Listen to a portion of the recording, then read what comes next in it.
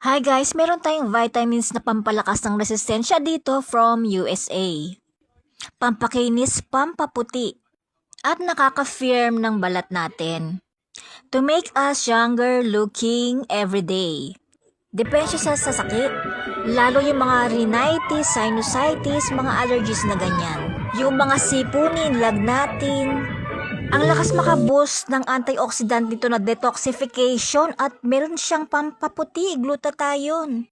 Nakikita nyo naman sa balat ko, di ba may improvement talaga siya. Nakakalis ito ng liver natin at ng ating kidneys. Dahil sa sangkap nitong N-acetylcysteine, maganda ring gamot sa baga. Nagpapalakas ng ating baga, lungs. Lalong maganda sa ating brain health.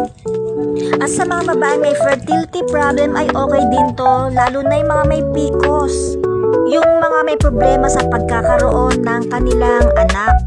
Safe din ito i-take kahit wala pang laman ng ating tiyan. FDA approved po ito, made in USA.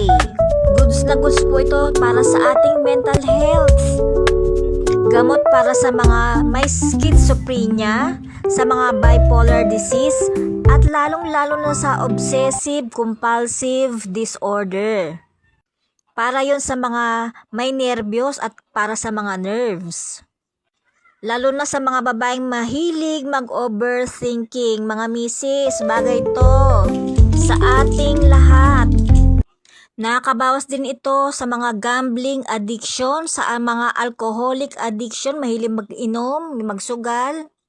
Kasi yung NAC na sangkap niya ay nakakabawas ng ganong disorder. Nakakabawas ng gana sa nicotine, sa paninigarilyo, sa mga soft drinks, nakakabawas ng gana to. Lalo na yung sa mga mahilig magkagat ng kuko, nail biting, nakakawala din ng nail biting ito, yung syndrome ng nail biting. Nakakawalan din ng gana sa pagsusugal kasi disorder po yun, parang nagkakaroon sila ng obsessive compulsive disorder. Lalong nakakawala din ng gana ng paninigarilyo. Kaya't bagay na bagay ito mga misis sa inyong mga mister, kaya't bilhin na, di kayo magsisisi. Here is my yellow basket.